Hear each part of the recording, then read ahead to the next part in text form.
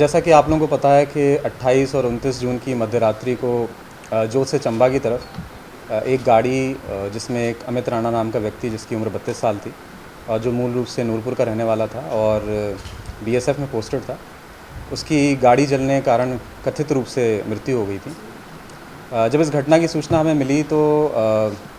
Additional साहब ने मैंने स्पॉट विज़िट किया। एफएसएल की टीम को भी हमने बुलाया, उन्होंने भी 2 बार स्पॉट विज़िट किया। जब घटनास्थल का हमने निरीक्षण किया तो हमें इस घटना में कुछ चीज़ें संदेहास्पद लगीं, जैसे कि गाड़ी में जो डेड बॉडी के रिमेन्स थे वो हमें पर्याप्त मात्रा में नहीं मिले, जिससे हमें थोड़ा संदेह हुआ। इसके अलावा गाड़ी जिस प्रकार से जली हुई थी, हर तरफ से प्रॉपरली गाड़ी जली हुई थी, जो अक्सर इस तरह की घटनाओं में कम देखने को मिलता है। इसके अलावा गाड़ी की जो नंबर प्लेट थी वो टूट के अलग सुरक्षित गिरी हुई थी और पूरी गाड़ी जल चुकी थी लेकिन नंबर प्लेट नहीं जली थी। और इसके अलावा जो व्यक्ति इस गाड़ी में कथित रूप से जला, उसका जो मूवमेंट था अपने घर से नूरपुर से चंबा की तरफ, उसको भी जब हमने ट्रैक किया तो हमें मूवमेंट संदिग्ध लगा। और व्यक्ति अपने घर नूरपुर से चंबा की तरफ कहकर चला था, लगभग शाम को 4 बजे के करीब। और जब ये घटना हुई तो ये घटना जोत से चंबा की तरफ रात को 1-1:30 बजे के आसपास हुई। और इस बीच व्यक्ति कहाँ रहा, कहाँ गया, इस चीज़ को बिल्कुल संदेह था। हमने व्यक्ति का मूवमेंट ट्रैक करने के लिए नूरपुर से लेकर जोत तक सारे जो सीसीटीवी कैमरे थे उनका गहनता से अध्ययन किया। और नूरपुर भी हमने टीम भेजी, वहाँ भी परिजनों से बात की, इसके मित्रों से बात की और लोकल एरिया से ही फीडबैक लिया। और जिस तरह से इन्वेस्टिगेशन चल रही थी, हमें मामले में थोड़ा संदेह लग रहा था और इस वजह से हमने जांच अपनी और तेज़ कर दी और व्यक्ति की फाइनेंशियल ट्रांजैक्शंस, उसके बैंक अकाउंट्स, हर तरह की जानकारी हमने एकत्रित की। और इसके साथ ही हमने ये भी कोशिश की कि जोत से चंबा की तरफ रात को जो बसेस चलती हैं उनसे भी हमने पूछताछ शुरू की। तो जब एक बस के ड्राइवर से हमने पूछा कि जिस दिन घटना हुई उस रात कोई व्यक्ति रात को 2 बजे के अराउंड या उसके आसपास बस में तो नहीं चढ़ा,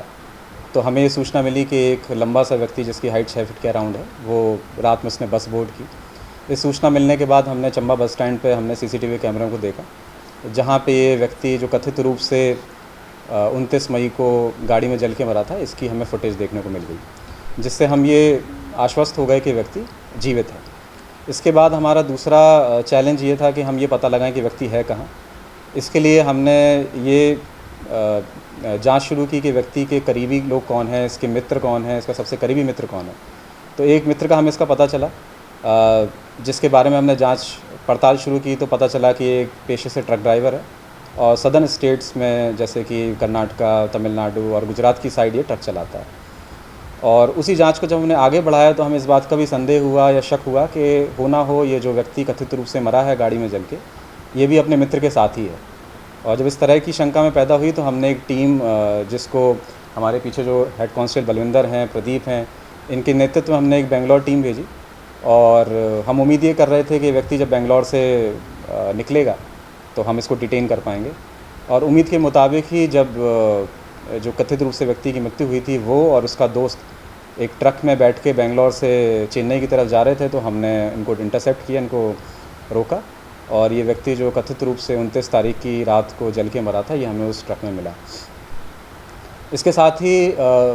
इसको पकड़ने के बाद जब हमने इससे पूछताछ शुरू की कि ये इसने अपनी मृत्यु का ड्रामा या ये पूरा खेल क्यों रचा, तो इसने हमें ये बताया कि ये पिछले काफ़ी समय से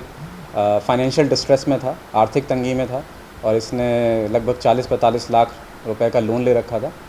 जिस लोन को चुकाने की इसकी क्षमता नहीं थी और पैसा ये उड़ा चुका था। तो इन सब चीज़ों से परेशान होकर इसने अपनी मृत्यु का